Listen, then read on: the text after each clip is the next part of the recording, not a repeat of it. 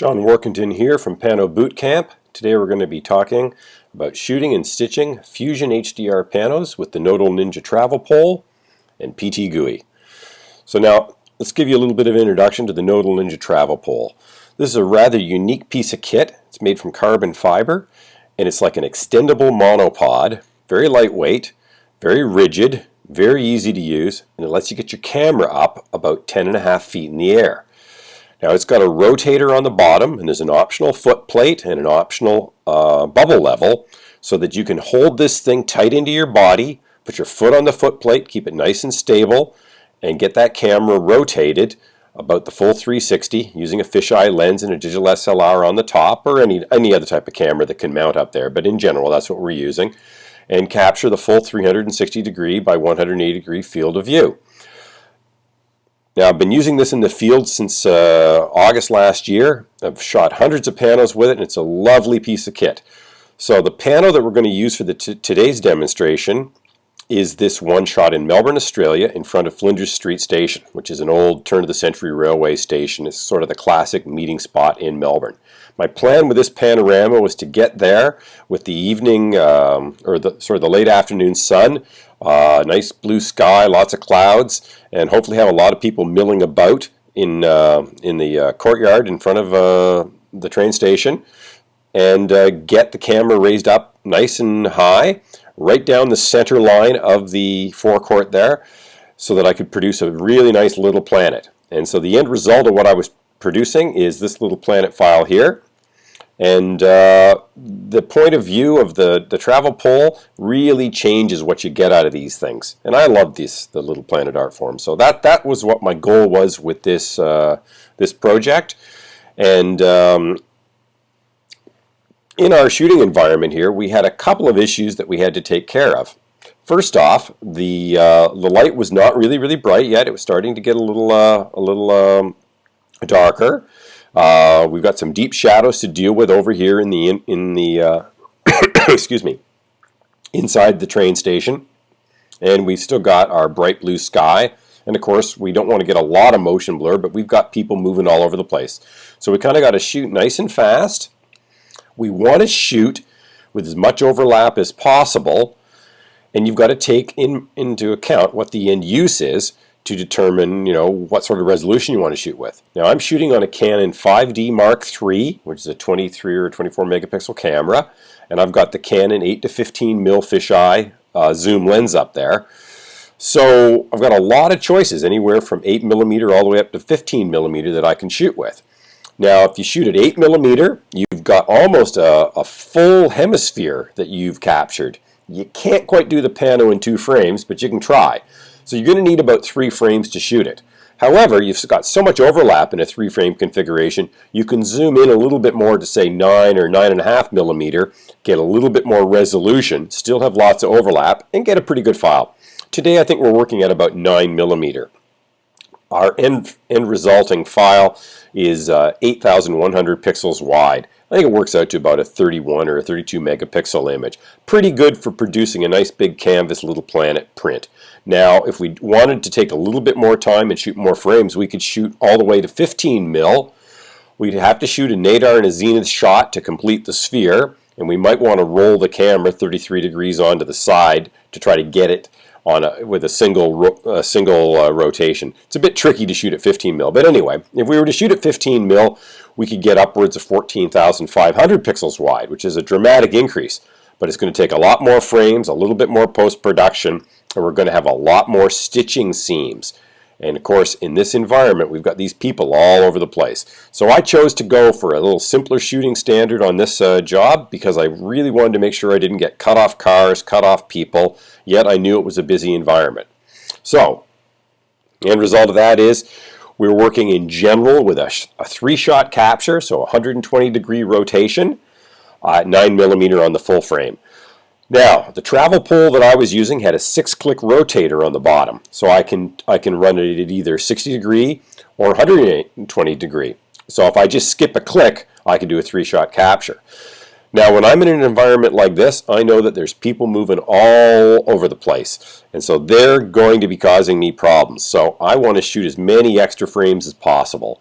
And as you can see, if we take a look at the end result here in the viewer, there's an awful lot of people here. Let me just get out of little planet view, get into normal view. So we've got people everywhere, but some of them are even close to the camera. But we've managed to do a very good job. And we're going to cover this a little bit later. We've used Smart Blend as our blender in PTGui. It is just brilliant when it comes to people and vehicles, clouds, waves. It really does a great job. So that's our end result here. This is the panorama that we're going to be trying to recreate here in this lesson. So let's get down to business here. Let's take a look at our source frames. So let's bring up Lightroom here. And here is what we've captured. Total number of frames looks like we've captured 40 frames, so we've got a lot to work with. Now, let's explain our exposures here. I was shooting 5-shot brackets on the travel pole. When you've got the camera up on the travel pole, you can't really see what it sees. So you're sort of flying blind with these things.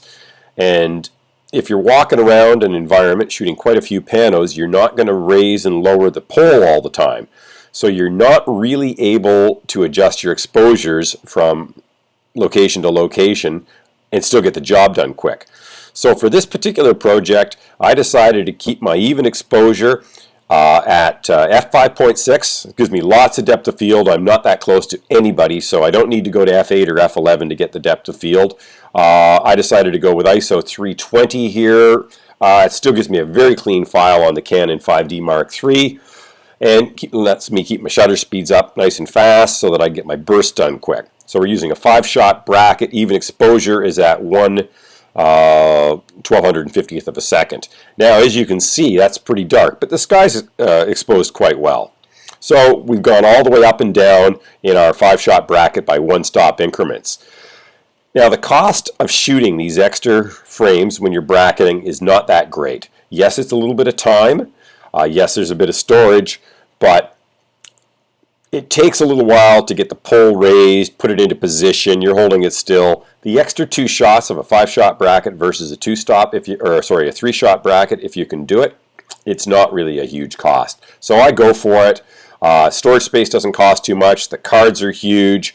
You don't have to use them, but if you don't have them, you can never use them. So in this project, because I was started shooting a little earlier in the day, it looks like my underexposed are way too dark. I probably won't even need them.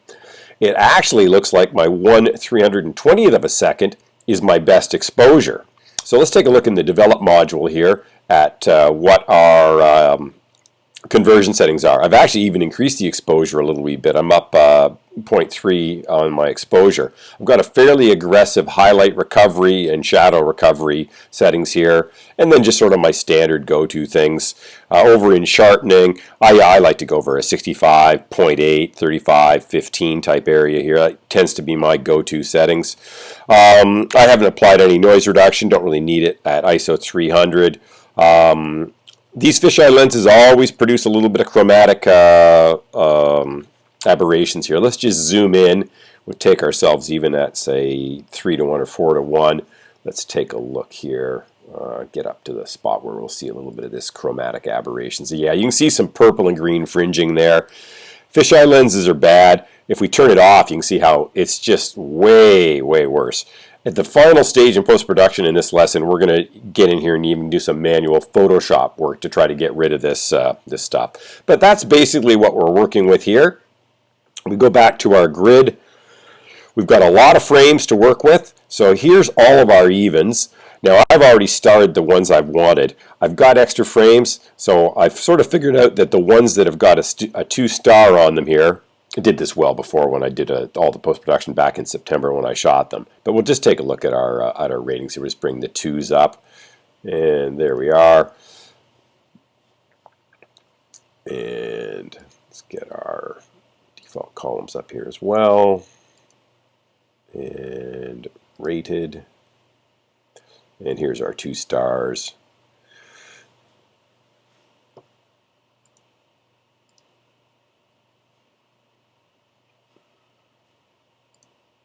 Sorry, I got to get an exposure. There we go. And then we can bring up the rated as well. There we are. Okay.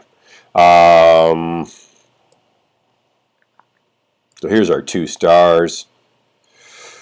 And we've got, so let's just select here. Doesn't look like I can do the rating and the exposure information at the same time for some reason today. I don't really know what's going on here. Oh, there we go. I've got it this time. Okay. Anyway, so let's just take a look at these frames just to go through it here. We'll just get into the loop mode. So even though we are able to capture the full sphere in 3 shots around, I've got all these people milling about, so I'm going to need a couple of extra frames. So there's our first frame. Here's our second frame, third frame.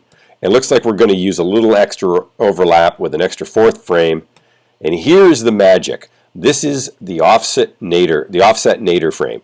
What I've done, after I've captured the complete sphere, I've moved about 2 meters off to the side, and I've bent the pole over, being very careful to hold it still. I got my foot on the foot plate. I've bent it over maybe 60 degrees, and I've pointed it, well, it's obviously 60 degrees down, so it's going to give me a little bit of content down here in the bottom of the frame, which is where our nadir sits. So we can strip this in PTGui later.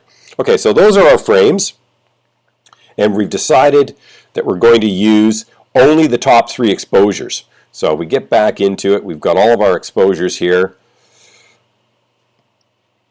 And as you see, I've rated, I'm only going to use the 320th, the 1/640th, and the 12/50th. The other 2 sets in the bracket are darker than I need, so I'm not even going to bother with them. Now, I've already converted these to JPEGs, so they're in my working folder. So let's just head on over and select all the JPEGs and bring them into PTGui, and let's start working. So here's our JPEG files. We've already got the project here saved, but we're going to just recreate the project from scratch. So we just drag and drop these, and we're going to put them into PTGui here. And you see they show all up in the thumbnails in the Project Assistant panel. Now we'll get into advanced mode here. And the first order of business is just align the images. Now keep in mind, I've got the nadir in there, but we're going to align them anyway. We'll remove those control points later. Now, this is important. It senses that there are bracket exposures, and it's asked me what I'd like to do. I can enable HDR and link the bracketed images, or I can enable HDR but not link them. If we're on a tripod, we're going to link them. But now we're on a pole. That pole wobbles a little wee bit up in the air, probably a couple of centimeters. Certainly between frames, the nodal point's going to wobble, but between shots in each bracket, it's moving maybe a millimeter or 2. It's moved enough that if we link the images, we're going to get an ugly, fuzzy frame when we blend it. So we cannot link the images when we're shooting on the travel pole. So we can still do HDR because it doesn't move that much. But that's what we're going to do. And we're going to stick with the exposure fusion model here. So we'll hit OK there, and we'll generate the control points. Now, just as it's doing this, I'll just talk a little bit about our setup. I've just got the screen running here in full HD mode. You don't have a lot of resolution when you're working in just full HD, doing PTGui and Lightroom, whatever. You really want to have a couple of high-resolution monitors. In general, when I'm just working, I've got this laptop hooked up to a couple of 27-inch cinema displays, and I still run the laptop display. And that's a very nice working system. You're going to struggle doing panoramas on a low resolution. And by low resolution, I mean full HD, single monitor system. If you're going to do this for a living, you got to spend the money and get some displays. Anyway, so it's fine-tuning the control points here. And we'll take a look as soon as this is done down here in the Panorama editor, and we'll see what we get. Here you go. Almost done.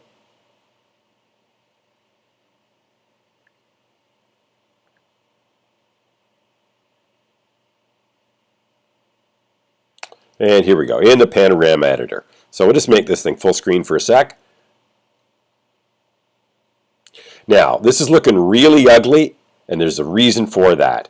PTGui does not preview in the Panorama editor HDR projects well. So although we're working with a 3-shot bracketed set, we're going to do most of our work with everything turned off except for the, well, I'm going to call it the even exposure, but it's actually our longest exposure of the set. It's the one that's going to enable us to see into the shadows and do our work. The other thing is PTGui has not figured out this offset nadir shot here. It'll have control points all over the place. But what we want to see here is, does it look like the thing goes together? And yes, it's not looking too bad. Now sure, we've got some people down here. It's all kind of weird.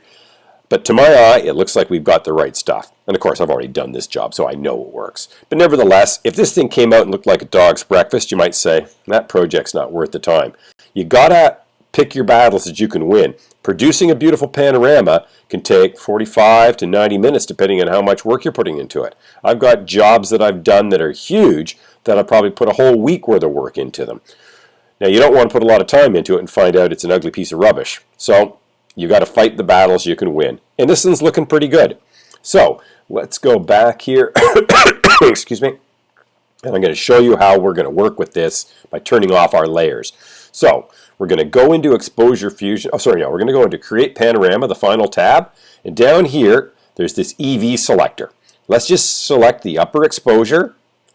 There we go. We can turn that off. So now we've only got these checkboxes. We could do this by hand, but this is rather convenient. Now keep in mind, this function is only available when you actually have HDR turned on in PTGui. And that is turned on over here. You see it was turned on. We have to turn this off while we're working. At the very end, before we produce our panorama, we're going to turn all the frames back on and turn the HDR on. But for now, we're just going to work with the even exposures. Now you see how this has changed. This is not as ugly. This is now able to show us our blending lines, which we can turn off and on over here with the little red buttons. We can get an indication of how it's going to look. Let's make that full screen again and just take a look. And that's not looking too bad. So we've got our blending turned on there. It looks like we don't have a lot of spots where things are going to get cut. Now we're going to have to, concern ourselves over here, and we've got a car over there. But it looks like we've got what's required. So let's get to our next stage in the process here. We'll just shrink that back down. And now I want to go and I want to turn, oh sorry, I've just pressed that twice, have I? I want to turn off the nadir frame here. While I'm doing the screen recording, the computer's a little bit slower. It takes a fair bit of horsepower to record this full HD stream. Now, let's go back into Create Panorama. Frame 14 here. Keep in mind these are numbered from 0 to 14. So that's always confusing in PTGui. So frame 14 is actually frame 15 in our set. So let's just turn that off, and you can see now things are all down here. So we've already done our align images. While we're over here, we might as well set up our file formats correctly. We're going to want TIFF. We're going to want 8-bit. I never use PAC bits. I always use LZW, and I do not need an alpha channel. So there we go. That's fine. We know we're going to be using Smart Blend in this job, so we're going to turn that blender on. So we have that already set. We might as well go ahead and save our project here while we're at it. Let's give it a good name. Pano. Oops, sorry. Pano and underscore there, and we're going to call this. Let's put lesson on it so I don't overwrite the one I've already got. And let's call it PT for Pano project. And save that. Okay, so keep in mind now, we started off with Project Assistant and we did align images. Now, let's go take a look at the control points it's generated. So we need to get into here. And what I want to do is I want to take a look at the control points sorted reverse by frame number. And so we're going to see that we have a whole bunch of control points here up in the frame 14 area. Now we know that's the nadir frame, and let's see that in our control points editor it's got control points all over the place. Let's just zoom out a little bit here and we can see what it's done here. So it's got control points into all areas of the project. But I know that this frame is offset, and these automatically generated control points are going to be wrong. The only time control points from the automatic control point generator are correct is when those frames are aligned in the correct spot with the pano header or the no parallax point. Because this frame is an offset shot nadir, they will not work. These control points need to be deleted. So why do we create them in the first place? Just to approximately put that frame into position in the project. So now we're going to delete all of those points. And so here's what we do. We've sorted over here in the control point editor, the little spreadsheet. We bring that up here with this green icon. Now we want to go from 14 And we want to have everything that's connected between frames 14, 13, and 12. So we go down here to 12. We know those are all wrong. We delete them. Now, we re-optimize the project, and we see that our average control point distance is pretty good. We still got some big errors here, and that's to be expected. There are things moving in the project.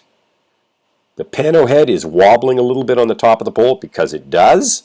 And of course, there's always control points that are in error in PTGui because it's a fuzzy algorithm. So let's take a look and sort by maximum control point error. Let's take a look at some of these and we'll see where they are. Ah, look at that. Control points in the clouds. They're never right. Now, we could go in here and hand edit these, get rid of them, and whatever. But here's my little trick. Any control point error on a pole shot with a fisheye lens that's got over 4 points of error in distance, I probably don't need. I've already set up the control point generator over in PTGui's preferences to be generating 200 points per image pair. So the idea here is load it up.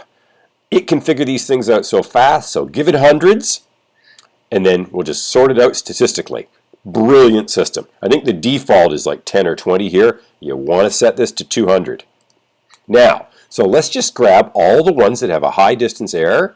We'll slide down here to about 4. Keep in mind, you don't have to be that accurate, just get to approximate. So let's just go down here, and let's just delete those. We're going to re-optimize the project. There we go. Now the error is good. Average distance less than 1 pixel. That's great. Minimum, minuscule. It's telling me very good. And we got a maximum of 5. That's great. We're going to work with that. Going to do one more stage. It's going to use the actual function delete worst control points. It's going to pull a few more out.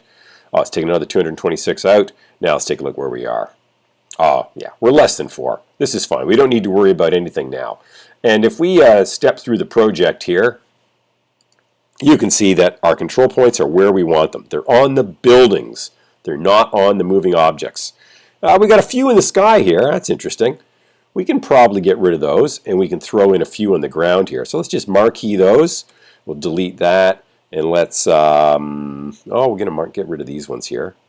They're low error, but, I mean, they're always going to cause you some problems. We'll zoom in a little wee bit, and let's just throw some right in here on the church area.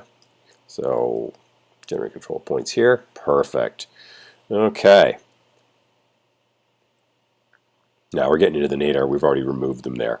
Okay, so that's all good. Now keep in mind, because this is an HDR project that are not linked, there's going to be a million control points here between all these frames. Now that's, so don't get too concerned about them. Again, overload it with control points and then everything will average out really well. Okay, so let's re-optimize the project again, see what we're looking like. Oh, got up to 6 again here. Let's just go in, delete the worst. You just sort of iterate this thing back and forth a couple times. Didn't get any. That's fine. We'll leave it at that. Let's save our work. Get into the habit of making all your panos a consistent size. I know that this particular lens setup tends to work out well at 8,100 wide, so you want to set it at that. That's good. Now, let's take a look at our preview here again. Now, we're going to have to do some changes here. First off, the panorama is not centered where we like it, and it's definitely not level. PTGui is not that great at automatically leveling things. Let's give it a shot here. It doesn't even do anything when we try to auto level it with that button. So we're going to have to manually level that. And that has to be done in the control point editor, and we do it by adding in vertical control lines. And when we do that in the control point editor, we've got to be on the same frame in each tab, left and right. So let's make this full screen so we can work on it. Let's zoom in a little wee bit with the, we're on a Mac here, so we're using Command+. And what we want to do is find vertical lines in the scene. Now, we don't need to add them to every frame. We only need to add them to one of each HDR set. That's fine. And we certainly don't need to add it to the nadir frame, only to the meat of the panorama. So here we go. We know that buildings are made by engineers and straight lines are vertical on buildings, unless it's a freaky building. And we've got a freaky building over here to the right. Federation Square does not have straight lines. We've got to be careful. Don't want to use any on that. So let's grab a section on Flinders Street Station here that we know is going to be vertical. And I know that these lines in the windows here are going to be vertical. So let's get in here. We'll zoom in a little bit more. So let's go grab onto here. The detail viewer is really nice here in PTGui. We're going to do it at the top of this vertical thing on the windows here in front of the above the S, and we'll go to the bottom here. There we go. There's the first one. Now we got HDR, so let's go quickly. 3 frames over to the right, holding down Option, Command, and right arrow. 1, 2, 3. Let's find a building here. Buildings are vertical, so there we go. Just grab a line here on the edge of this building. Grab another line here on the edge of this building. 1, 2, 3. Let's find another line over here. Here's something on the windows over at Young and Jackson's Pub across the street. And another one. Now, if you ever make a mistake in this process, you'll see you end up with an unlevel pano, and you'll see it immediately. 1, 2, 3. And let's get another wall here on Flinders Street Station. So we're just doing the edge of the brickwork here. And there we go. Now, let's go bring our viewer up here. We're going to make this full screen. Now, when we're working on a single-headed monitor, sometimes we've got to bring these things to the foreground. So press this little button here, and that'll keep in the foreground. Function F5 to do an optimize. There we go. And there it is. It's going to pop into level now. Okay, looking good. Now, we probably want to have this thing look attractive while we're working on it. So let's change the center point here. So we're just going to grab over here to the center point tool. I'm just going to click. Now I don't have to be anywhere other than in general what I want the center. So I'm going to click it off the horizontal line just to make a mistake here. I'm going to click it up here. But I want this to be the center point. Now you see that I've now got the pano. It's no longer level because I didn't click on the horizon. But because I've got those vertical control points in here, I can just re-optimize again, and the panel will miraculously level itself. And here we go. You can see that it's leveling now. And that's about the center of the panorama because I decided to line myself up with that green separator there in front of the clock on Flinders Street Station. Now these non-skid strips here on the ground, they were not on the center. And maybe I wasn't perfectly centered because it looks like the line in the pavers is not centered. But I'm centered on the building, and that's what I want. Now I can adjust this left and right. We've got a special little tool here. You click the 1, 2, 3 icon. Oh, sorry, I got to bring this to the foreground. You click the 1, 2, 3 icon, you've got a numerical transform. So you can do yaw, pitch, and roll, very fine detail transformations here if you choose to, if you ever need. That's the numerical transform tool. I'm just going to close that for the time being. Now let's miniaturize this again so we can get back to the main program window. We're good there. Let's save our work. So now we've got it all laid in. That's looking good. Let's get the Nodal in here. And this is where it gets a little bit tricky. This is not automated. We're going to have to do this work by hand. So we're going to work with Nodal image 14. And we're going to have to lay in, let's zoom out a little wee bit. We're going to figure out some control points on it. So let's go in the Create Panorama tab, turn on image 14. Now keep in mind it's HDR. We deleted all those control points, so before we get too carried away there, it's got to go back to control points. We will have lost all of our control points for the HDR for the Nodal frames. We're going to need those. There is no doubt in my mind there is more wobble in the pole when I've got it bent over to shoot the Nodal than when it's perfectly vertical, just because of gravity. So I'm going to need to add these control points in here. So that's Command-Shift-G. Get some control points in the Nodal. Okay, and go to the next one, Command-Shift-G. So now that's going to align them so they blend correctly, so we actually get proper HDR. So save our work. Now what we need to do is connect the Nodal frame to other frames in the pano. So this is obviously where we're going to want to start. So we've got to manually get some points in here. So let's save our work again. The other thing is, because this is an offset Nodal, we need to get in here to our lens settings and tell it that it is unique lens settings. So turn lens settings on for frames 12, 13, and 14. In the optimizer, we've already got the whole project's looking good. It's set, it's level, everything's nice. Let's turn yaw, pitch, and roll off for the meat of the panorama. Let's turn off field of view A, B, C, H, and V for the pano. Let's turn on viewpoint correction.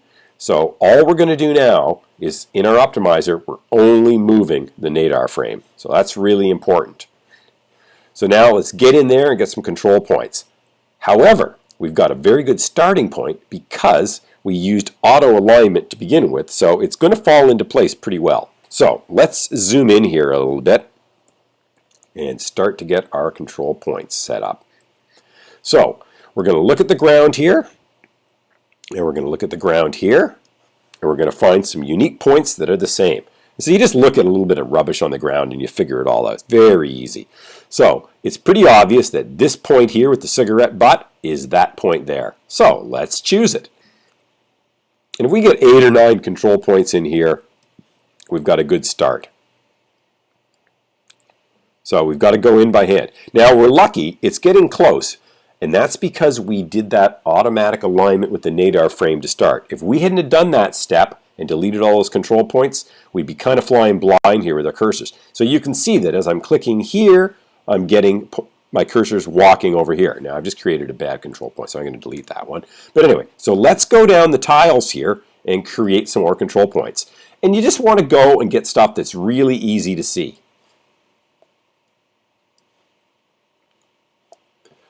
And now one of the things is don't trust garbage in these frames because the wind's blowing around. You can see that this little plastic bag here is moved between frames. So you want to get your control points on things you know that will not have moved.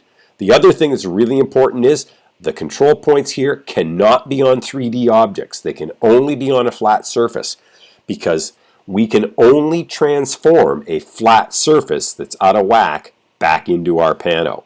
That's all we can do. So if we've got all sorts of objects here that are below the camera where it was sitting, it's not going to look right because this frame was shot from off to the side. So it only works when it's a planar surface underneath the camera. So we like to get a couple of these images that are a little off in the distance, and then we're going to move in closer. If you only do them close, it tends to not align. So there we go, a couple off in the distance here. Now let's do some closer ones. So we're going to get in here, and it's really easy when you do it because you just sort of follow these lines as you're adding these control points here. So you see in the left frame and the right frame.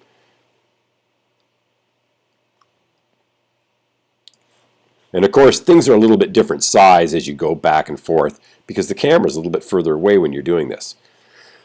Try to make these as pixel accurate as possible because, of course, you're not putting 200 of them in here. You'd never get the job done. You only want to add, 10 maybe. Depends on how fast you are, really. And let's get here. Obviously, it's important to get a few down here as you get away from the actual the edge of the frame here because, we're at the bottom of the fisheye frame over here because, of course, it doesn't see underneath itself. But this frame has the stuff that's underneath it because we shot it from the side. So you see, we've got a lot of extra content here. This is the patch. This is what we're going to use. Now, if you watched the previous lesson that we did on patching the nadir, you'd realize that this is pretty easy just to fake. Sometimes you don't need to shoot these nadir frames. But if it's complex, you've got patterned carpet, or there's a logo down there, or there's something important, you can't fake that in Photoshop. You're going to have to shoot the frame. So let's continue on here. We add a couple more points. Obviously, we can't add a point where that guy's foot is because his foot's there. So let's have to go over to this one here.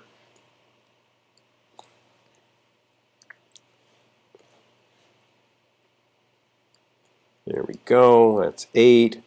Let's add a couple on the other side here.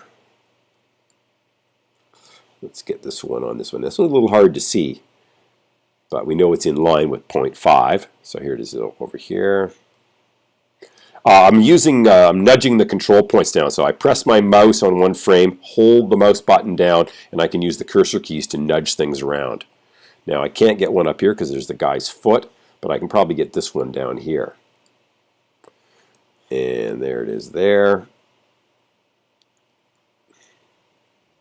Okay, let's take a look at that. Now we'll go back into Optimizer. We're going to be optimizing this in a second, but let's bring the viewer up. Okay, let's take a look at our seams here. Now these are all by default. Now before I get carried away, we know we're not going to want any of frame 14 with people in it. That's no good. So let's, before we get carried away, go into Image Parameters and check the blend priority here. Let's set this to 20. We'll do it all 3 of them here. Set it to 20. You can use 15, 20, 33. Doesn't matter. 20 is a good number. Let's go back. Now you can see that this is just in the bottom here. Now I haven't had any masks yet, but this is just going to help me see it. Now, if you have a hard time visualizing these things, there's nothing wrong with transforming the project, just saving my work here, transforming the project so you can see what this looks at. So let's actually just do that for the heck of it. Let's just, oh, we've got an update. I don't know, growl. I don't really need that update. Let's go over here to Panorama Settings. Let's temporarily set this to a rectilinear panorama. Let's set it at 90 degrees, field of view. This is like a cube face. Let's transform the panorama minus 90 degrees pitch down. And let's take a little look at what we've got. And now, here we are looking at the cube face, which is the bottom. So that's good. We haven't optimized yet, but you can see that it's actually laid in pretty close. I'm going to make my image parameters blend priority just a little bit larger so you can visualize this a bit easier. Let's make this 50. Okay, now you can see that a little wee bit better. It's gone way off to the side. We can't use 50. That's not that good, but that's not too bad. Now let's go in here. I'm going to keep this on the forefront here so we don't lose it. Let's optimize the project and see what we've got. Now keep in mind we've gone over to Optimizer. We've turned everything off in the meat of the panorama up here. The only frames that we're optimizing are 12, 13, and 14, which are the Nodal. And we only have control points right now between them and up to image 2 anyway. We're going to add some more control points later, but let's just see how it's lining up. So we'll hit Optimize.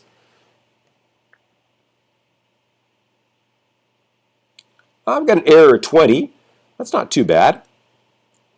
Look at that. Now it's lined up a little wee bit better. Still got a little bit of a error over here. So let's go in and work on a couple of other image pairs and line this up a bit better. Now, keep in mind it's rotated. The image is all squirrely here, but we're going to go transform the pano right back. So let's go back to our transformation tool here. Let's go set that at 90 degrees to bring it back up to normal. If we do these things by the perfect increments, we're not going to lose any of our alignment. Let's go back to equirectangular or spherical, and let's crop it full. And there we are, back to where we were. Okay, let's save our work. Now, let's go and in here add some more control points. So we're going back to image 14, and let's take a look at the other side here. So let's go to, say, let's do it on image 8. Let's get some control points down in this area here. And you can see now our preview is getting closer. We line them up on this side, and I think it's going to fall right into place. So zoom in a little wee bit, maybe even 100%. Let's make this full screen. Slide down and slide down. Now, keep in mind these are a little upside down here, a little bit tricky, but we've got our cursor here is close, so we should be able to do this. So there you go. You can see there's a little bit of gunge on the sidewalk there, so we can do that pretty easily. Let's start with this one right here. There we go. There's a line in the tiles, and we go over here, and that's going to be there. Okay, now let's move on to the next one. We'll do right on the edge.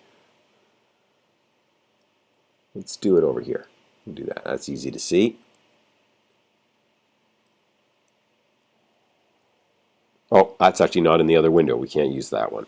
We've got to make sure that what we've got stuff in it. So here, let's go and, oh, we'll do this one right here. There we go. Okay. So that's here. And let's go down. That's going to be right there. Now we don't have a lot of stuff here to play with, but we got enough. So that's going to be over here. Once you've done this a few times, you get the hang of it. It's not that hard. This one's going to be right here.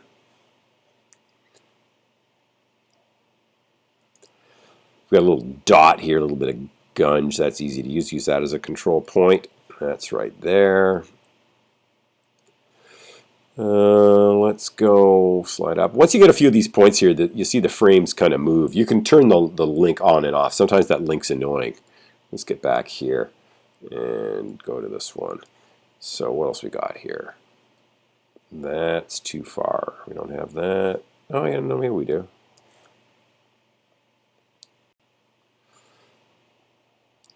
Oh, we'll just go to this little spot here. We can see that that's this one over here on the right-hand pane. And 0. Let's get this one right here. That's easy to see. 0 and 0. Okay, so what have we added? 7 control points there. Let's re-optimize the project.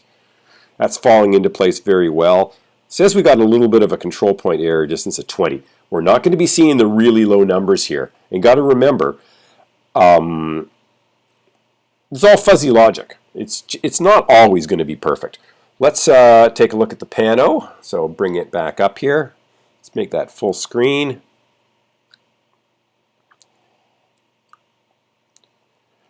Looking pretty good to my eyes. Okay, so I think we've got this thing all laid in. That's good enough. Let's save our work. And now let's get ready to do the masking. So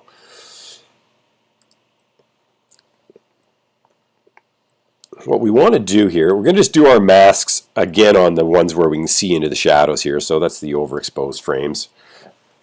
Now we've got a little bit of tripod, or actually this looks like my hat here. So because we know we're going to be using Smart Blend, we're only using red masking. So let's just mask a little bit of my hat out here. Now keep in mind, these masks are not linked across all the images, so we're going to have to copy and paste them. Now let's take a look at, in the next spot here, do we have anything here? Oh, you can definitely see a bit of my body. So we don't want any of that in there.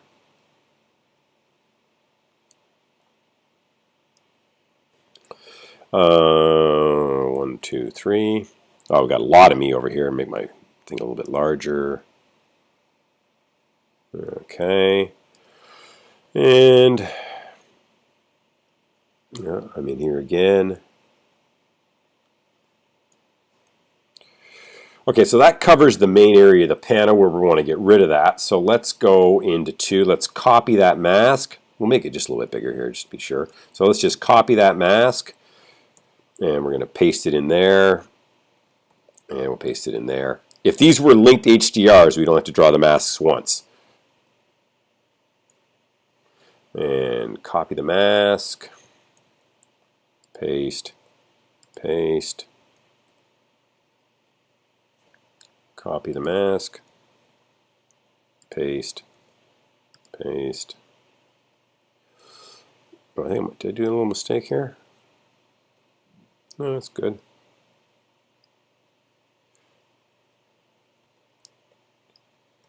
Oh, 11. Do I? I don't have a mask there. That one. Copy it. Paste. Paste. So we're just quickly go through all these things. Yes, so we've got all of our masks are done. Save that.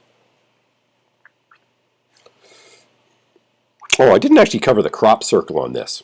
The default crop circle seems to be just fine here. We didn't need to adjust that. That's good. We've got lots of overlap, so we don't really have to worry about fiddling with this. It's just done it fine. If these things are all mixed up and you're seeing ugly things, just adjust this to taste.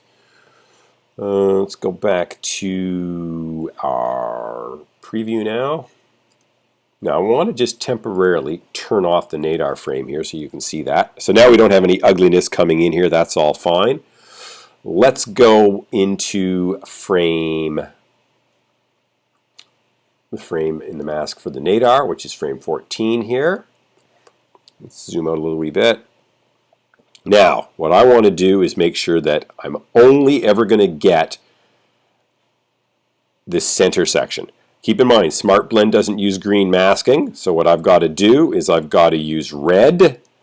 I'm going to select the whole thing. Now I'm going to erase the section which I'm going to allow to be used. And I don't want anybody's feet in here.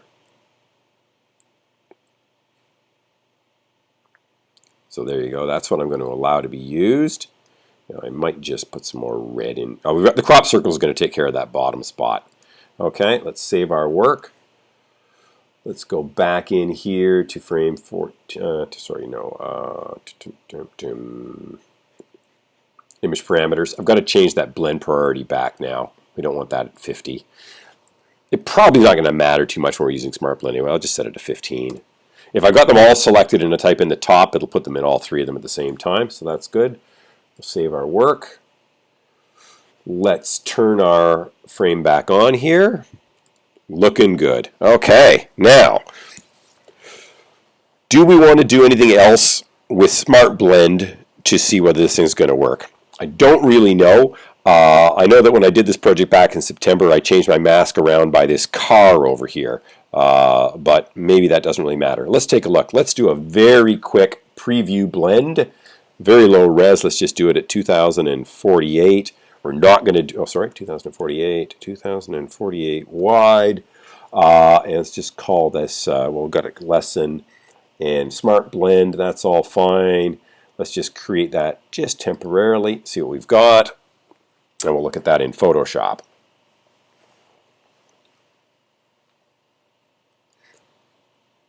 Smart Blend is slow, so have a little bit of patience, and it certainly is going to be a fair bit slower when you do it at full resolution. But what it delivers is worth its price, which is free. But the price you pay is time. Okay, so here we are. Here's the temporary lesson. Now, that's not looking too bad. So let's zoom into that a bit. Smart Blend has done wonders around all these people. So what I'm looking for are people that are cut off, cars that are cut off, or anything that's just terrible, or the same person in multiple spots. Sometimes that happens, but this is looking very good. So I haven't had to do any real complex thinking. Now let's just take a look at how the Nodal frame has come in on this. Now we'll just use our Bootcamp Flexify action, which Pano Bootcamp members get for free when they join. Let's just take a quick look at what the Nodal frame looks like on this. There we go. That's not bad. There's a little bit of a glitch down here at the bottom, which we could fix up by hand, but that's pretty bloody good. That would be very easy to repair. So I think we've got it. We're ready to roll. We've got the basics of our panorama done. So let's close some of these files here. We don't need that layer. Don't save that. We don't need that temporary stitch. We've already showed you what the little planet, the end result, looks like. Oh, what we didn't show you is what does the travel pole look like. Now here's my associate Mark Mahar in Chicago when we were doing Pano Bootcamp last year, and he's got the travel pole. This was the very first time we used it. So you can see how long this thing is. That's really getting that camera up there quite a fair distance above us. I can show you at the end of this lesson some of these Chicago Panos, the one that was shot right at this actual time. But anyway, that's what the travel pole looks like. We don't need to have our banner up here anymore. Don't save that. Maybe I should save that. Oh no, I don't want to save that. Okay, let's take a look at our project. So what we want to do is get ready to stitch this at full size. So it's going to be 8,100 wide. 8100. We're going to turn all of our frames on. Let's get over here and figure out how we're going to blend this in HDR. So I'll go over to HDR. And that's all looking good. Turn that on, and let's take a look at our Fusion settings.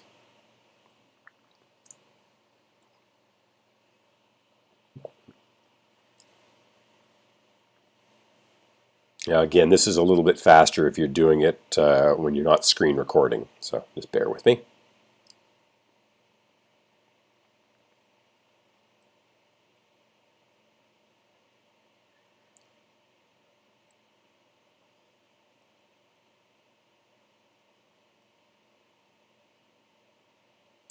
Okay, that's done. And that's not looking too bad right out of the box. Now, this is not showing how it's going to Smart Blend, of course. So you're seeing all the ghosting and the bad seams. But what we're looking here is just overall image quality. Is it looking like it's okay? And I like it. I maybe like to have my Sigma just a little bit more aggressive to get my clouds to be a little bit darker and my foreground a bit brighter. So maybe at Sigma value of 1. I'm not too sure whether that's what I used last time or not. But that's a little bit better. And let's go back into our Create Panorama panel, and we're going to want to create our blend planes because we're going to do a little bit of Photoshop work with them. So keep in mind, we've got our optimizers running really good. That's all fine, so we're good there. So we don't need to change that. We've got our blend planes. We've got TIFF as an output file because we're going to do some post-production on it. We've got all of our frames turned on. We've got our image parameters. We've got our blend priority for the Nodal is down low. The Nodal is stripped in with all sorts of squirrely factors over here because it's been offset. We've got our Smart blend set, everything selected, and we've got blend plugins. We're ready to create the output. So we'll save our work, and we'll build our panorama. Now, I'm not going to actually, we might want to change our name here, whatever we want. I'm not going to bother recreating this thing now because it'll just take too long. I've already got the files ready to go. So let's get into Photoshop now. So let's close this project in PTGui. Just quit our PTGui. We don't need that anymore. And let's go over to our actual files. So let's go into working files. Here is the panorama out of PTGui at full size. Let's take a look at it. Okay, so this is the one I created back in September. That's the that's the final version. Sorry, let's open up the one that's the blended version. Here it is. Here's the blended version. Now you've got all sorts of ghosts here, and you've got the Nodal. So let's take a look at what the ghosts look like. They're terrible. You cannot deliver a panorama that looks like this. This is just ugliness. Just terrible. Get cars everywhere. But the overall tonality of the panorama is not too bad. Yeah, it could be a bit brighter in the foreground here. So, how are we going to fix this? Let's take a look at what our stitch was like. I probably put a little bit more effort into the stitch back in September. Let's just quickly resize this to 2048 so we can just quickly look at that Nodal. And let's take a look at that. Oh, look at that. Perfect Nodal on this one. I am not going to have to get in there and do any corrections whatsoever. That's fine. Obviously, I laid in more control points. So that's good. Now, we do see that there is, I thought this power line might be a little bit screwed up here in the zenith, but we'll figure that out later. Anyway, let's close that. Don't save. Let's go revert here to the previous save version. And there we go. So, what we're going to do is use the overexposed blend layer, which is this one here from PTGui, to deghost this panorama. Now, conveniently, the only motion that's in this frame is in the lower section of it. So let's select this frame, copy it, close it, paste it on top of this one. So the tonality is very different. We love that deep blue sky the HDR is getting us, but we don't like all these ghosts. So what do? Let's add a full mask here, and then we're going to go to our gradient tool, and let's just add a little bit of a gradient feather here.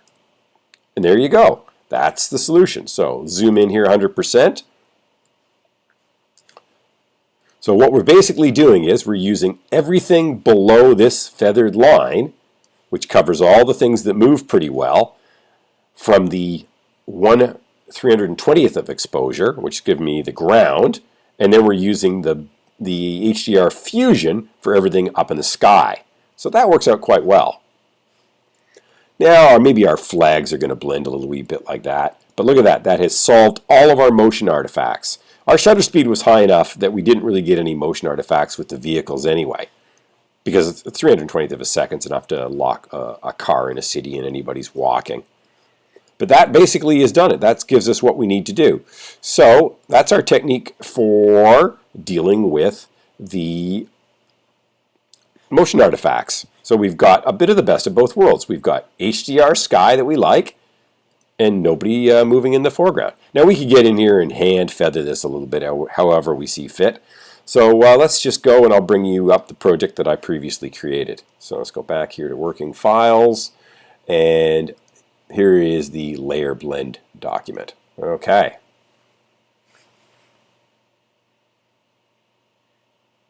So now you can see that I actually did do some adjustments here. So this is the overexposed, and this is probably one of the underexposed frames. So let's just turn these layers off and take a look at what we've got. So it looks like we're going to try to get the flags from this one.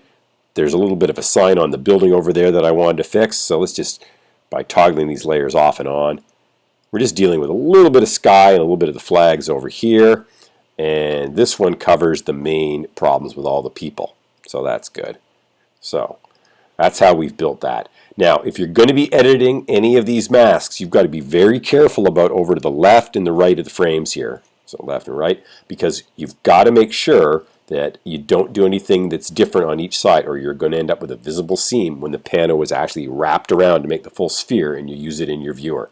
So just be aware of that. If you need to do editing on those sides, you need to go to the Filter, Other, Offset tool, and you need to start rotating your panorama around to work in those areas and then rotate it back. Now this tool does not offset all of your layers at once, so you've got to do it for each layer. It's a little annoying, but anyway, so that's how you're going to have to deal with that. We'll just cancel there. But we're happy because we didn't have to do any detailed editing over here. We just do this. Oh, and I didn't mention this before, but when you add those gradient tools, let me just delete this layer for a second here, and I'm just going to re-add one in just to show you. So let's delete that. Let's turn this one off. And we've got, so let's add in the original mask here. There's all of our blurred people. When you add that gradient, you don't want to add that on an angle like that. That'll be weird. That'll give you a wraparound problem. So you want to make sure you're holding the shift key when you're adding that gradient to make sure it's perfectly horizontal like that. Okay, so let's close our project here. So that's what we've done. You can get in there and you can hand paint to your heart's content to basically blend in your layers. So let's not save that. Now I went in and I did a little bit more layer repair again in a second stage. I'll just show you those.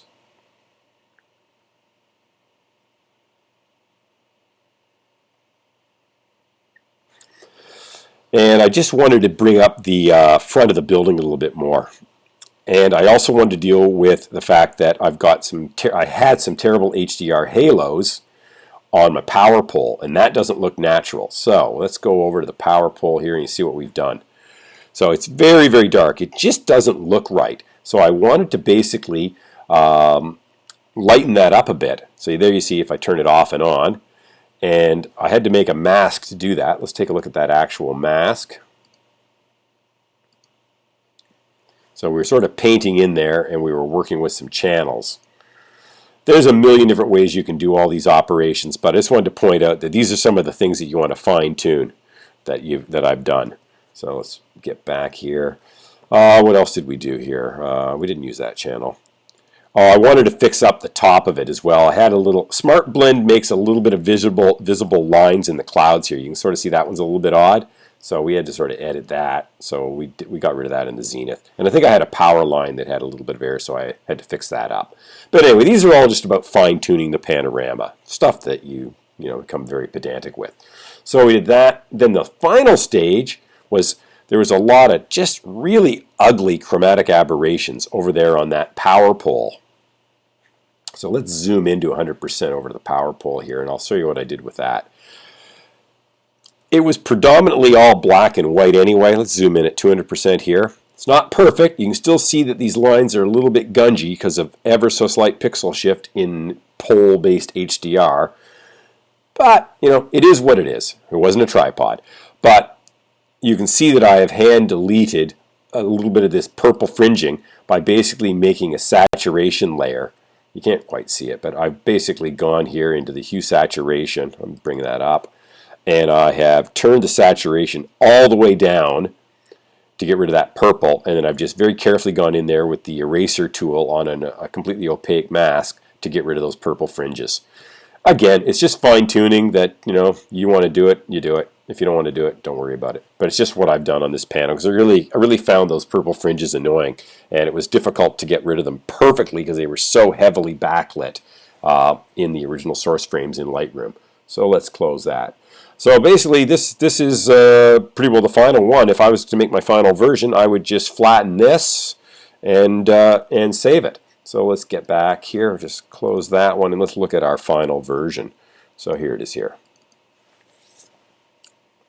So we've got our power pole in the final version all taken care of. The front of Flinders Street Station is looking nice. We've got nice deep blue clouds. People aren't blurred. Everything's looking pretty good.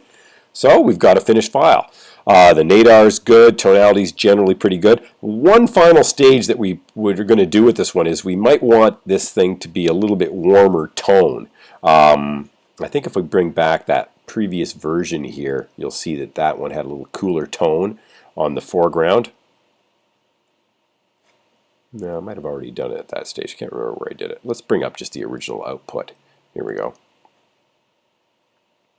There you go. Okay, if we compare these two, a little bit of a warmer tone.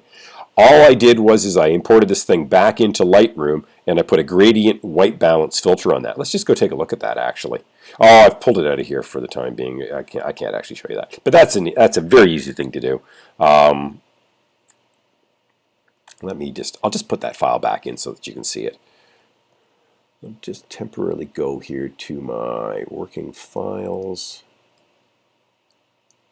I just bring these things back into here. Oh, I've got a couple more. I better close these things in Photoshop first.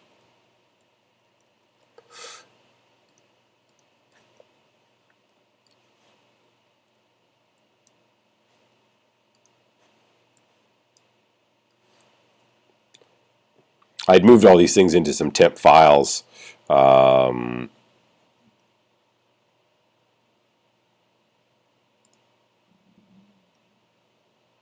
So that I could easily show you from the file manager here without it being all confusing. But Lightroom expected them to be all in that root folder. So let's go back to Lightroom here. Let's open up our thing here. Let's take a look at our outputs.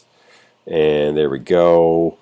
If we just click for unknown focal length, we know that we're going to get the Pano because it doesn't have a focal length applied to it. Let's just take a look at this. And let's go to Develop. And I'll just show you what we've done here. There is a gradient filter here, and it's right here, and there it is. I can just turn it off and on. That's all I've done is I've added a little bit of warmth. We've got our cool white balance as shot and as processed for the sky, but the ground looks very, very blue because it's in shadow.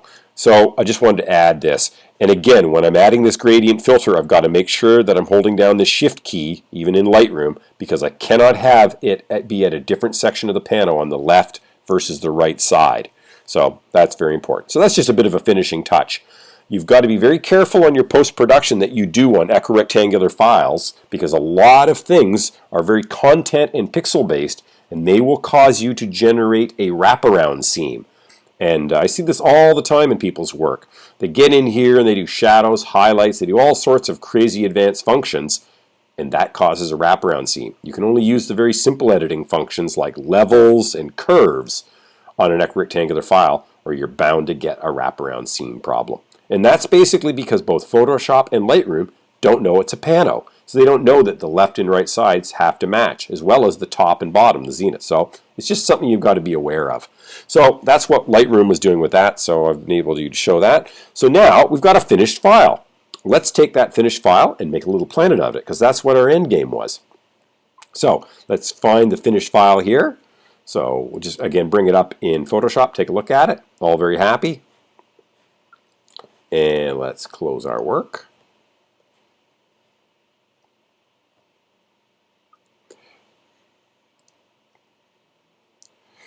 And let's take that finished file, that Fusion file,